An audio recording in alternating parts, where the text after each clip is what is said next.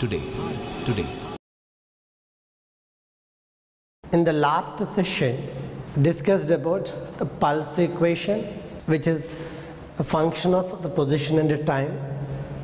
There we discussed one or two examples which are used to represent a pulse. Here we come up with another kind of examples to represent traveling wave pulse. Let us discuss it through an example here. It is represented by function f of xt, where that relation would be either x minus vt or x plus vt more, that is function of x plus r minus vt. Now examine following functions for y. Can they represent a traveling wave pulse or not? Possibly. So coming to the first one, z is equals to a by root or x minus vt. But for a given values of time, this value will become infinite. And for some values, it is not defined. So x minus vt, if it is less than 0, it is not defined. Z is not defined. So here, the first one will not represent wave pulse. Not a pulse or a traveling wave equation. Coming to the second one, logarithmic function here. As t goes on increasing function, the total function value also increasing. So it's not bounded. So that's why here, as t increases, y increases. So it's not bounded. It's not bounded. So it's not been used to represent a pulse. Simply 1 by x plus vt. Now we can conclude easily. This one also not possible to define for some values of vt, because x plus vt may be. Then when v value is simply taken as negative like that, some cases, then we cannot represent. Similarly, this one, y is equals to 8 by 2 plus x square if you come across. This can be taken as 8 by 2 plus x plus or minus vt whole square at t is equals to 0. That means here the velocity direction of it is provided in that problem. Then it is easy. That means it may be plus or minus provided at t is equals 0. That means in the question itself they have to provide at t is equals 0. Then yes, it can be written like this, and it is of the standard form that we had, that a by b plus or minus x plus or minus vt whole square. So this one can be used to represent a wave pulse, transverse wave pulse. So here amplitude of it will become equals to 8 by 2, which is equals to 4. So a traveling wave, if it is generated in solids, means we can say it is simply a transverse wave, or it can be a longitudinal wave. So our intention is to discuss the progressive waves in detail. That means we need to discuss both the transverse waves as well as the longitudinal waves. In the case of transverse waves, they can be created only in strings, whereas in the case of longitudinal waves, they can be created in both solids, liquids and gases. So we need to understand how the wave is generated, and it will be propagated from one point to another point in that medium. So if you can represent a wave at a particular instant, that means the profile of the medium particles, how the energy has been distributed among all those particles. If you know the situation at any given instant, then after t seconds, that means after some time, the same disturbance created, that energy distributed among the particles in that medium in a small region of space, if it is distributed in that medium, that how it will be transmitted, how to get the profile of the medium particles, after t seconds. That means how the energy is distributed to the medium particles after some time. That means how the particles were displaced from their mean position, so that we can get the profile of all the particles and we can regenerate the three-dimensional structure of it. But we are focusing on the plane waves. That means two-dimensional analysis, not the three-dimensional analysis. So we need to consider only a two-dimensional diagram of that, cross-sectional diagram you can take. That means what we can say, this one, sir, that means here on the surface of the water, if you just create a disturbance, it just generates a ripple type of structure like this, which is a three-dimensional one. But if you take the cross-section of that, simply a pulse is generated and propagated. So like that, if you take the cross-sectional view of that wave, or else, to make it simple, let us consider a string fixed at one end. You are just taken that free end as a source and you are just making it to vibrate from its mean position. For example, here, if it is just displaced from its mean position by some value, let us take the maximum displacement A and again brought back in a short duration, so that every particle of this one is getting displaced up, and now this particular point is ready to get displaced. That means this point is applying force on this, neighboring particles are applying force on this and trying to displace it in upward sense like this. So all these particles in this half are trying to move up, and all these particles are in a particular state that in the next sense they are trying to move down along with the source here. So now if it is continued, how the position of this particle P, that means which is at a distance of x from this source, will be after t seconds, how the position of this particle will be affected after t seconds if this wave is being propagated through this string. Now what I mean to say, here it takes t0 seconds to travel from here to here, if you see. That means here if you take this velocity as v, the velocity with which it is traveled is taken as v. That how you will get this velocity, sir? Here it depends on the nature of the medium in which it is propagating. That means here, which is causing some elastic behavior for that, that means tension in that string, and the nature of the medium described by the density of it, of course. That's why depending on them, we will get the velocity of that particular wave pulse created. If we take it as v now, then the time taken by it to reach this particular point is x by v. But now, if you take time t greater than t naught, how this disturbance will appear for us if it is taking place continuously. This wave generated from this source, let us consider the time t greater than t naught. Then, as t is greater than t naught, the wave just crossed this point P, and let this will be the scenario like this. That means here, this how the wave is just crossed it in the time interval t. So here in this interval of time t minus t naught, in this interval of time t minus t naught, how to get the displacement of this point P? Can we describe it by using any equation or not?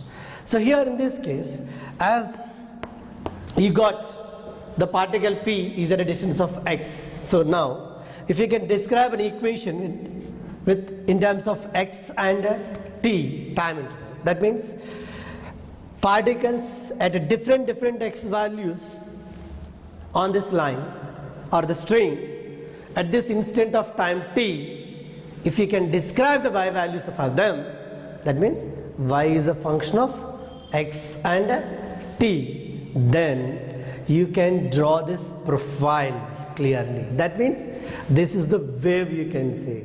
That means this structure is to be represented by using an equation called displacement equation for that traveling wave. Here the source is exhibiting, it is exhibiting SHM, simple harmonic wave motion it is. So that the wave generated is said to be a simple harmonic wave, or you can say harmonic function in the sense sine or cosines we will use in the trigonometry. So these waves can also be called as sinusoidal waves. So here in this case, the source, if you consider, it is just executing SHM, means the phase of it after t seconds. By considering this one, you can take this value as omega t, and you can say this will be the displacement of it as per SHM conditions. Now in this case, if you consider this point P, that means any point on this one will vibrate with same frequency as that of the source and the same type of movement, because the force transmitted from one point to another particle, or the energy transmitted, will be same here. As a result, every particle of this one will execute SHM about its mean position.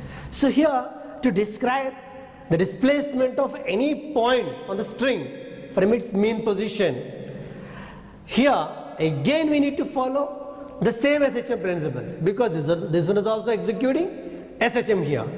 So now coming to the point P, which is executing SHM on either side of it. Now a reference circle is considered. Now here in this case, the time for which the particle is in oscillation, the time interval. That time interval is taken as total time taken to reach to this end is t. The time for which the particle P is in oscillation will be t minus t naught. Why? Because the wave reached to this in t naught, crossed it, and the time spent is t minus t naught. So that's why here this will be the possible rotation of it. So that this is omega into t minus t naught. So that you will get this one as the displacement of that particle from the mean position. So now considering the displacement of this one, if you are trying to take, then here this amplitude is taken as EMA. So simply y is equals to a sine omega into t minus t naught will be the expression. So that y is equals to a sine omega times of t minus x by v. Therefore y is equals to a sine omega t minus omega by v times x we will write by taking this omega by v as k, termed as wave number, or you can say propagation constant. This expression can be written as minus kx, omega t minus kx will be the displacement of the point P from its mean position. The displacement of the medium particles, just like the particles on the string when the sinusoidal wave is traveling along it, is a function of both position of that particle P and the time. So finally we got a function in the form of f of t minus x by v, sinusoidal function in the form of t minus x by v. It can also be taken as another kind of function modified like x minus vt, in the form of x minus vt. So here the general expression for that can be modified like a sine kx minus omega t, so that you can represent that a wave like this generated like this. And more generally, you can also introduce another constant in this function, that y is equals to a sine of kx minus omega t plus phi. So now here we need to understand what all these terms exactly refers to in every case. That means what is a, what is omega, k, and what is phi. What is this kx minus omega t refers? Exactly, we need to discuss in an order to have a better awareness about the displacement equation, so that we can go into the mathematical insight of traveling wave, so that we can understand it, we can analyze it based on that. Exploring this wave displacement equation of the wave, traveling wave, as we discussed, different terms will be there. Let us have a brief idea about each and every term of it. Why? Displacement of the particle from the medium from the mean position, where x is the position of the particle from the origin, from where source has been generated. T, time for which wave propagated. That means from the source, after what time you are trying to describe that wave, so that you can identify to what extent it has traveled and what will be the displacement of the particles of the medium from their mean positions. Similarly, A is the maximum displacement of the source, and hence every particle is replicating the same. So displacement of the medium particles from their mean positions, if you study, the maximum displacement of them is what you call amplitude. And here the SHM characteristics are only we are trying to repeat. Why? Because we are considering only sinusoidal plane waves. That means source is exhibiting SHM. So here the number of oscillations made by the source per unit time can be called as its frequency. So corresponding to that, the wave has been generated. Source is completing one particular vibration, means one wave has been created. That means here this F corresponds to the number of waves created per unit time, is what you call the frequency, or also you can define that the number of waves crossing that point P, the point of reference which you are considering in unit interval of time, can be called as frequency of the waves.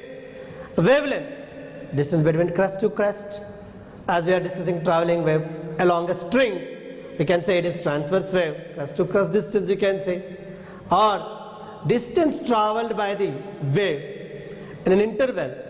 The source creates one wave, or it completes one oscillation. The distance traveled by that wave in the interval capital T is called as the wavelength of it. The T means time period of oscillation, or time taken to generate one particular wave, simply.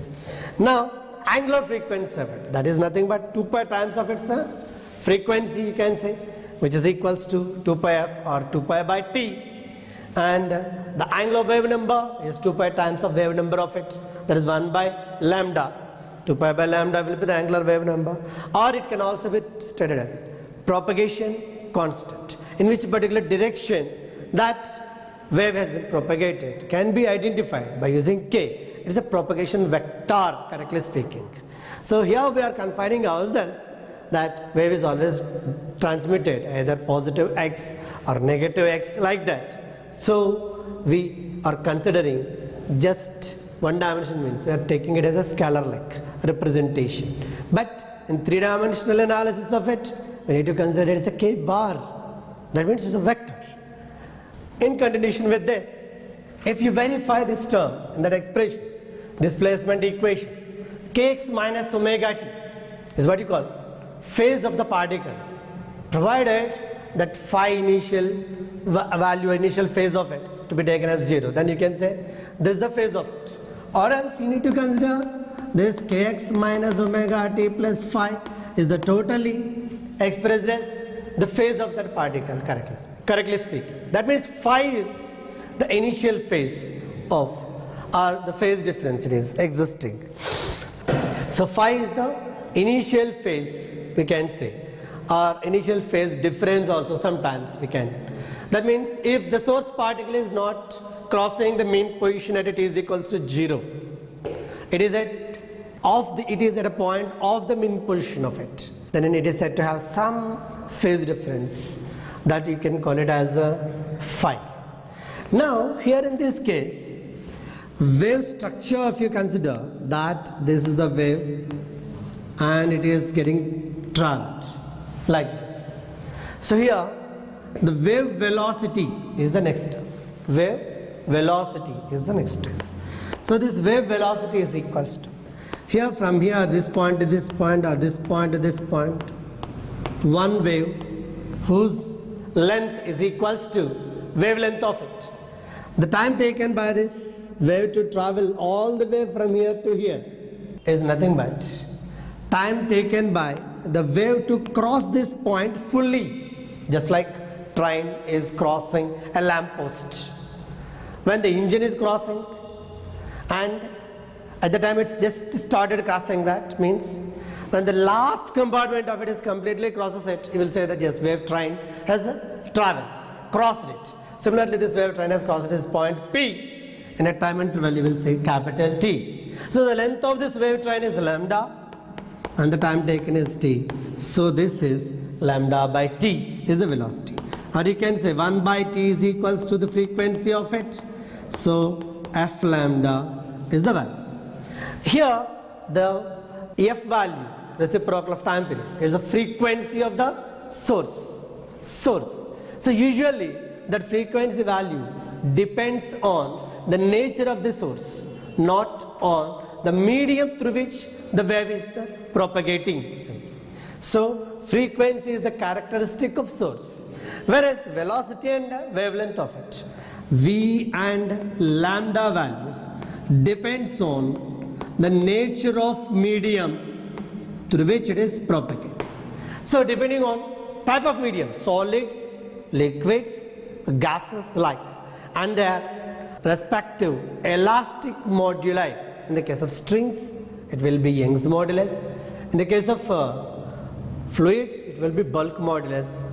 And the density of the material is the thing which is affecting the velocity of that wave. Whereas in the case of string, that elastic behavior, if you're just trying to describe it, you will come across the tension in the string. Okay, it will be equal to tension in the string. So the expression for transverse waves, the expression for the velocity of transverse waves, and expression for velocity of longitudinal waves will be of different kind, because the way they propagated will be different. The wave velocity which we got, v is equals to f lambda or n lambda, nu lambda, f frequency can be represented like that. If you are trying to understand the same concept in a little bit a broader sense, like you can call it as a phase velocity also. So how we can? Here in this case, a wave is propagating like this, as we described earlier. So now here, phase velocity of it means here, this point P, what we are considering, is at a particular state of vibration. That is the phase of it. Now when the wave is advancing like this wave is advancing like this, the next instant, a small interval of time, delta t if you say, what will happen is, the same wave takes the next shape like this, dotted lines represented by dotted lines after delta t seconds. Then P dash will be the point on the string which will be in the same phase, same as that of P earlier.